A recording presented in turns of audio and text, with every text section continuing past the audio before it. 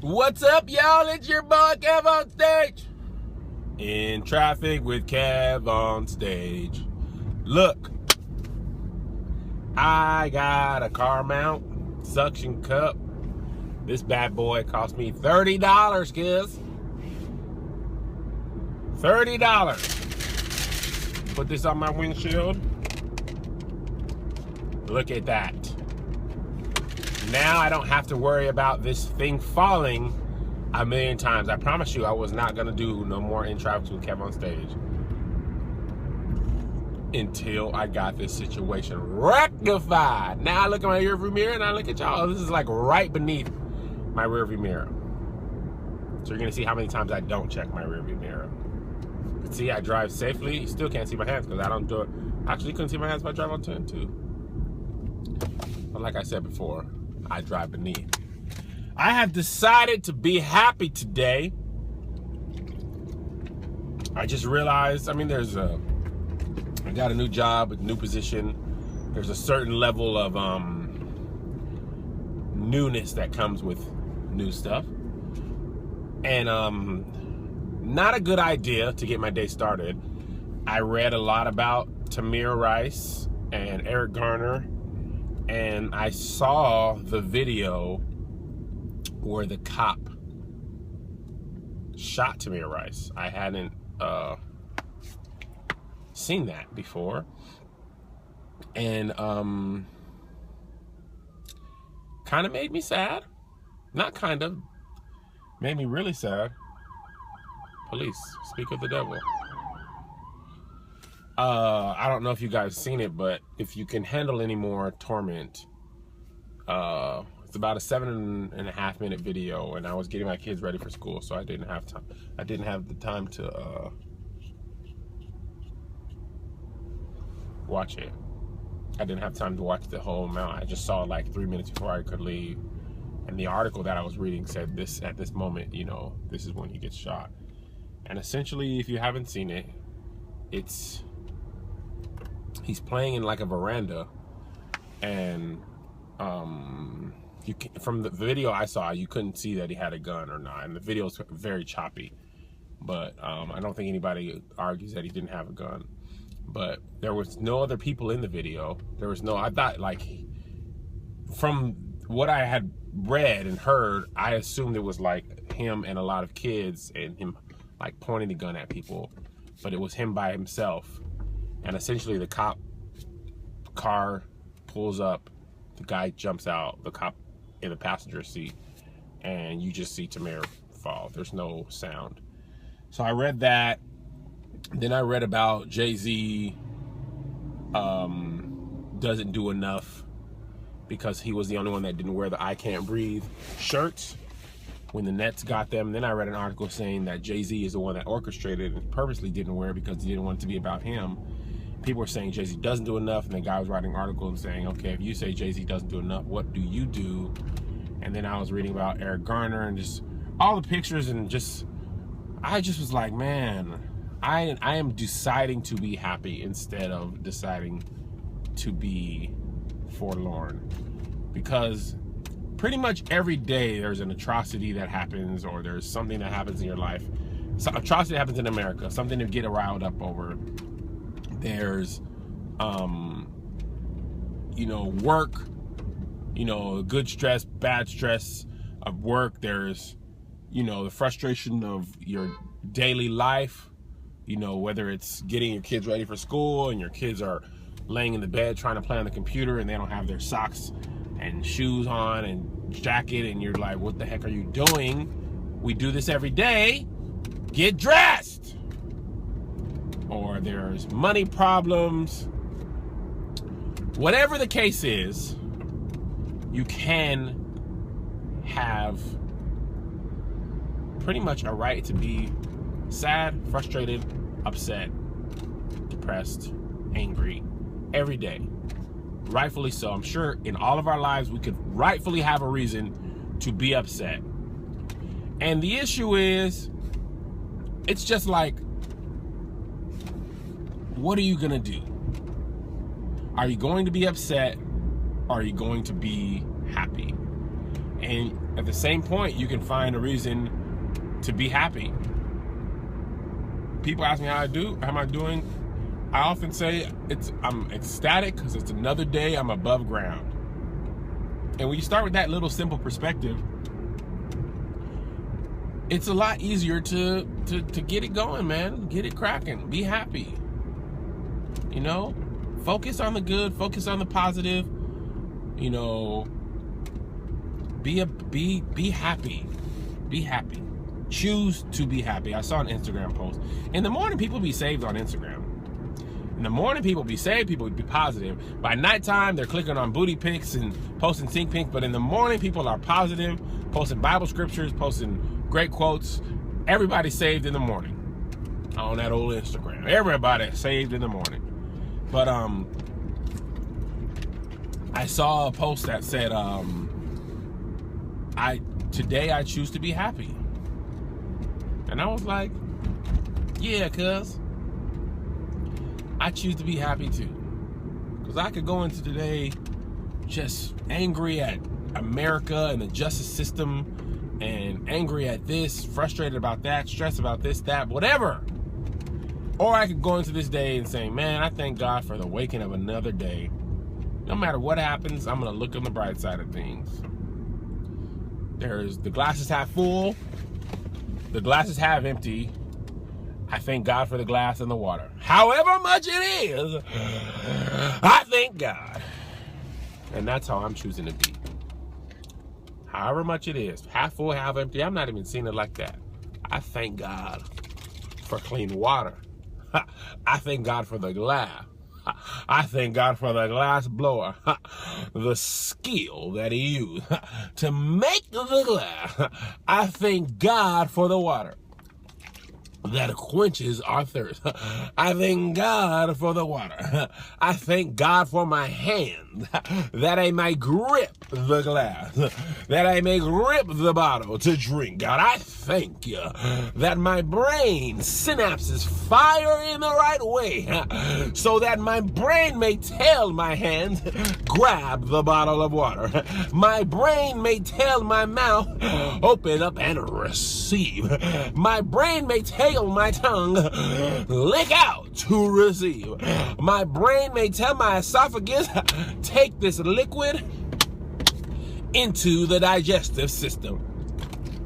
I thank God for my esophagus, that it is traveling liquids to the determined destination at the appointed time. I thank God for the small intestines, the large intestines, the intestinal system working out for me. I thank God that it is working out for my good. I thank God that my heart is beating to power my brain. On its own, I thank God. I can go on all day long. I'm wearing my glasses today. I don't know if you can see this, but Gucci glasses. I think these are the Gucci. I need a stun on y'all. Listen, is this another cop? Ambulance. I thank God that the ambulance that was dispatched is not responding to me, nor my circumstances. I thank God that the ambulance man is on his way to save a life. I decree and declare healing over whoever it may be dispatched to. Healing in the matchless name of Jesus Christ.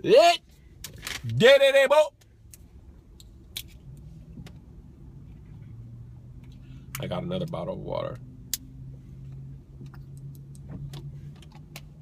I'm trying to be more healthy, guys. I go back and forth. One thing I don't like about drinking a lot of water is having to pee a lot. I do like that my pee is clear, because I feel embarrassed when my pee is like super yellow or dark. When you drink a lot of water, your pee is clear, cuz.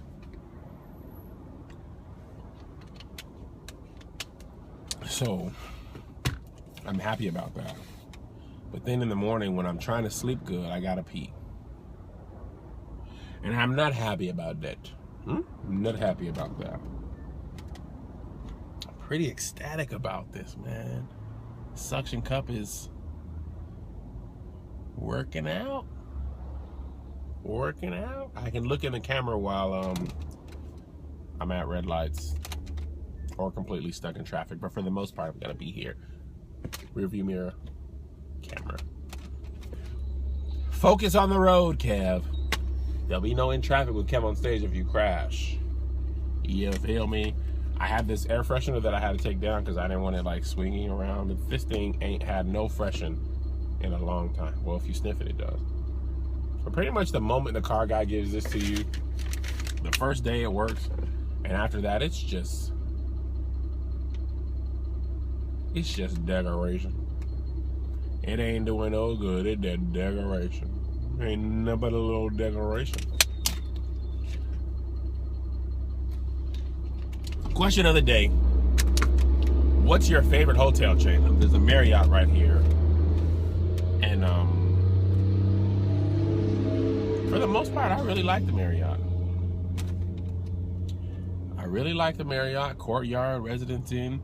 The nicest Marriott I've ever stayed in is the JW Marriott in Palm Springs. This thing had a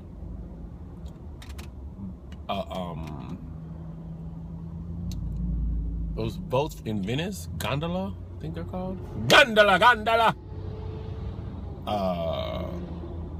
But anyway, it had water on the inside of the hotel. You could go get on a boat and you could go get on a boat on the inside of the hotel. It would take you out of the hotel through this lake and would take you to one of the nicer restaurants on the property and stuff. It was like super romantic for your boy, setting up Miss Kev on stage. So that was by far the nicest hotel, the nicest Marriott I've stayed in. The nicest hotel I've ever stayed in was a bed and breakfast. I don't know the name of it, but in Ithaca, New York. This thing probably had, it was like one floor of rooms, probably had 25 rooms maybe. It wasn't bed and, I don't think they brought you bed and breakfast, but it was like hardwood floors, fireplace, luxurious bathroom. I put a picture of it on, but I put so much stuff on Instagram, you'll never find it.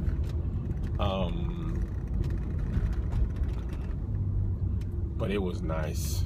And it was like out the backyard, they had it's like it was snowing, or it had snowed, so it was all snowy in the back. Well, bed was humongous and plush, soft pillows. I hit that fireplace, and the only thing that made me sad is I was all alone. I was all alone. That's the one thing I don't like about doing stand-up comedy. It's a lonely business, man. Yes, I love traveling, I love performing, I love meeting people and making them laugh, taking pictures with them. But that time where you're just sitting in your hotel, you just be like, I'm all alone. There's no one here beside me. Ooh. In a perfect world, I could take my wife and kids on every trip. They probably would get bored with that though, you know? I'm almost certain. Oh my gosh! I meant to tell y'all. Remember I did in traffic with an Uber with my Uber driver last Friday? Eon. By the way, his name was spelled I-O-A-N. Eon got fired from Uber. He texted me. Now I gave him 5 stars, and when I picked him up, when he was sent to me, he had 4.5 stars on his thing. But he called me and was like, Kevin, can you email Uber and tell them that I'm a good driver, because my score fell below. I don't know how the scoring system works, but apparently you have to have over 440 positive rating. I don't know what this is out of 1,000 or what, but long story short, his numbers fell below Uber standards, so they like disabled the app from him. And he called me and was like, can you email Uber? But he gave me an email address that didn't work. So I feel bad because I haven't been able to contact Uber on his behalf. I went on Uber's website, I searched how to Uber. I mean, I can tweet them, but he, you know, the language barrier was making it hard for him. You know, he was like, email partners LA Uber. And I was like, is that partnersla@uber.com? He was like, no. He was, we just couldn't agree. So I searched all over, couldn't find no Uber. I looked high and low, still couldn't find no Uber. But I haven't given up. So if you guys have any, want to help, his name is Ian, I-O-A-N, Opry, O-P-R-E. If you find a way to email Uber, I searched on their website, I searched on Uber LA, everything, and I couldn't find it. Listen, about these glasses. When I'm tired or if I have a headache, I take my glasses off and I have those contacts that you can keep in for 3 months. I paid extra for those because I had gotten into a bad habit of, you know, just not taking my contacts out. When I first started, I would never fall asleep with them. I mean, I would be scared if I fell asleep, if I just had to, you know, take a nap with them, because when I got them, they showed me all these posters of people having styes and all these like disgusting eye growths because of not taking their contacts out. So I was like, ah! And then what happened is, as I, you know, this is like, man, 2001. Story of my eyesight gone bad goes like this. Great eyesight all up into my first year of college. I was in high school, you know, high school classrooms are only so big. And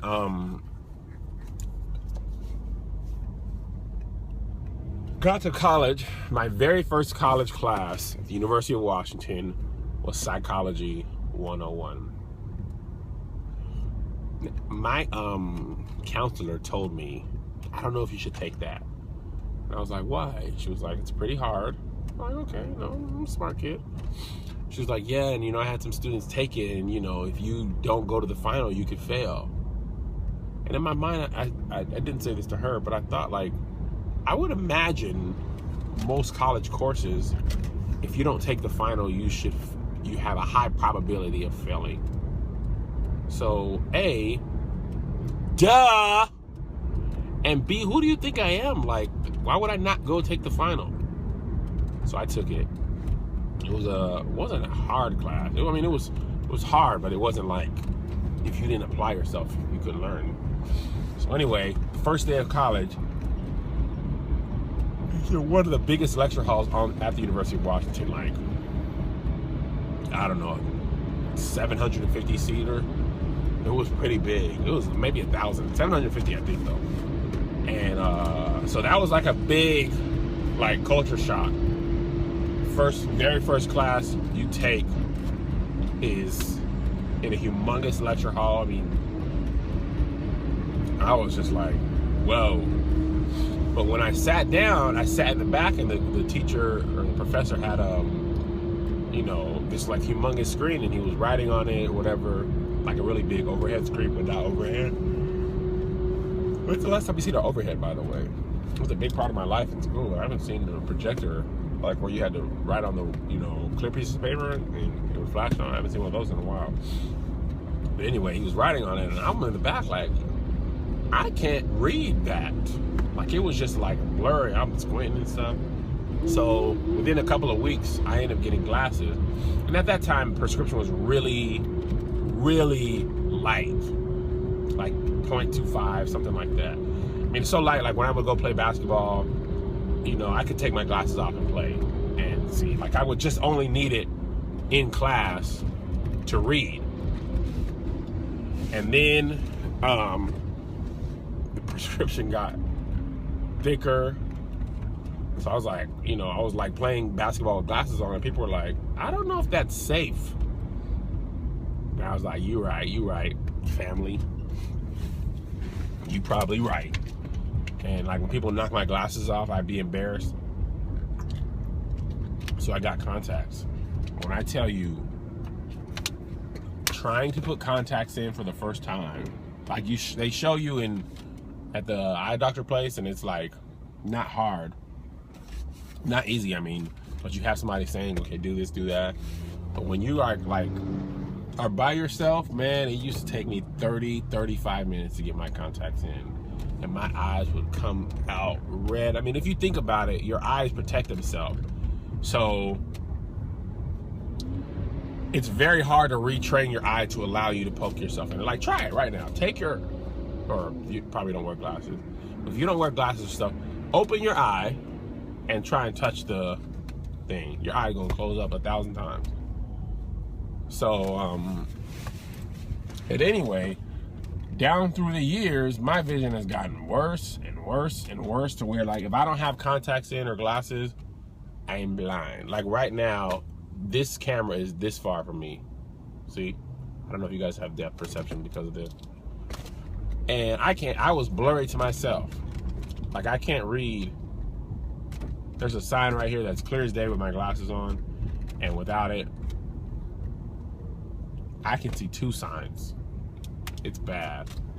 So I was talking to my doctor, I was like, yo, man, how thick are my glasses gonna end up being? How thick? It's not cool to be like having the stuff. So I also thought about doing LASIK, but I'm afraid I'm gonna come out blind. And I know that's a stupid fear. And people are like, Kev, come on. People have done LASIK. And I'm like, yes. My honest thing is like, can I do LASIK one eyeball at a time? So if you mess up, I'm just like blind in one eye and the other one's good. And I can do my videos like this. What's up, everybody? It's KevOnStage. Go and subscribe to my YouTube page. Don't you mind? I only have one eye that's blind. Yeah, yeah. My wife is like, you're scaredy cat. You're never gonna get LASIK. And some days I'm just like it's really hard now because I have the contacts that you can wear for a long time. So I don't even think about it half the time until like I have a headache or something, or I'm really, really, really tired, and I have to take them off. But other days I'll be like, I don't want to wear glasses. I don't want to wear contacts. I don't want to have to think about it. I just want to be great.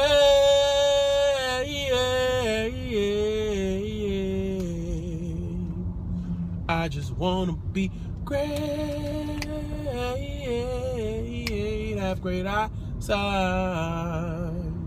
I want to touch on something Sandra Walden sent me. She asked me, do black kids care about sitting on white Santa's lap? Like, as a kid, did you think about that? And no. When I was a kid, first of all, I didn't believe in Santa very long. I remember in about first grade, kindergarten or first grade, I decided on my own, the Santa thing just doesn't make sense to me. Number one, to me, I just was like, it's impossible to get presents to everybody by going in their house every single person. Santa don't look like he can move fast enough. I mean, I'm literally thinking this as like, 6-7 years old. Like, I know time, I don't think I even knew about time zones. Like, he would start here and go backwards till like he's at, whatever GMT. But I'm just like, nah. I don't believe that he could do all that. The second part was, they never gave Santa any alternate openings into your house. He just had to come in the chimney. And my first thing was, we lived in an apartment, and I'm like, yo, we don't have a chimney. And above my house is somebody else's house. And above that house is somebody else's house. So how is he getting in?